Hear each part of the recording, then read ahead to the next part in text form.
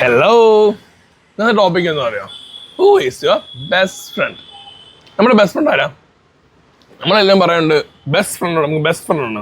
നമ്മുടെ best friend ആരാ? നമ്മുടെ അച്ഛനോ, നമ്മുടെ അമ്മയോ, അത് നമ്മുടെ സഹോദരങ്ങളോ, അല്ലാതെ നമുക്ക് അറിയാവുന്ന കുറച്ച് ആൾക്കാരുണ്ടല്ലോ, ഈ റിലേറ്റീവ്സ്, അവരാണോ? ഇവരൊക്കെയാണോ നമ്മുടെ ബെസ്റ്റ് ഫ്രണ്ട്സ്?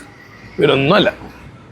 നമ്മുടെ ബെസ്റ്റ് ഫ്രണ്ട് എന്ന് പറയുന്നത് നമ്മുടെ പോരായ്മകളെ മനസ്സിലാക്കി നമ്മളെ സുഹൃത്ത് ബന്ധത്തിൽ നിർത്തി നമുക്കെന്തെങ്കിലും പ്രശ്നമാണെങ്കിൽ നമ്മൾ കൂടെ ഓടി വരുന്നവരും. അത് മാത്രമല്ല, നമ്മളെന്തെങ്കിലും പൊട്ടത്തരം കാണിക്കുമ്പോൾ എടാ ഇത് നിങ്ങൾ കാണിച്ചത് ശരിയല്ല, ഇതിൽ ഇങ്ങനെയല്ല വരേണ്ടത്, ഇതിനെ ക്രിട്ടിസൈസ് ചെയ്യുന്നവരും. അല്ലാതെ പ്രശ്നങ്ങളെ ചൂണ്ടിക്കാണിച്ച് ഇതാണ് കുഴപ്പമെന്ന് പറയുന്നത്, ഇതാണ് നിങ്ങളുടെ ബെസ്റ്റ് ഫ്രണ്ട്. അല്ലാതെ നമ്മുടെ പോരായ്മകളെ ഒരു അലങ്കാരമാക്കി പ്രോത്സാഹിപ്പിക്കുന്ന ആൾക്കാരുണ്ട്, അവർ നിങ്ങളുടെ ബെസ്റ്റ് ഫ്രണ്ട് അല്ല. പിന്നെ നമ്മളൊരു കാര്യം ചെയ്യുന്നു, ആ ചെയ്യുന്ന കാര്യം നല്ലതല്ലെങ്കിൽ നല്ലതാണ് മുന്നോട്ട് പൊക്കോളൂ എന്ന് പറയുന്ന ഫ്രണ്ട്സ് ഉണ്ട്, അവർ നിങ്ങളുടെ ഫ്രണ്ട്സ് അല്ല. പിന്നെ നമുക്ക് ബുദ്ധിമുട്ട് വരുമ്പോൾ അവർ കണ്ടു പറയും, അയ്യോ എനിക്കിത് പറ്റത്തില്ല, നിൻ്റെ കൂടെ നിൽക്കാൻ പറ്റത്തില്ല എന്ന് പറഞ്ഞിട്ടുണ്ട്, അത് നിൻ്റെ ഫ്രണ്ട്സ് അല്ല.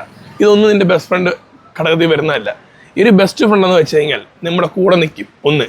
2, നമ്മളെ നേർവഴിക്ക് നടത്തും. 3, നമുക്ക് എന്ത് പ്രശ്നം ഉണ്ടെങ്കിലും അവൻ പറയും ഞാനുണ്ട് കൂടെ എന്ന് പറഞ്ഞ നമ്മുടെ ബെസ്റ്റ് ഫ്രണ്ട്. ഇത് മാത്രമല്ല, വേറൊരു കാര്യങ്ങളുണ്ട്.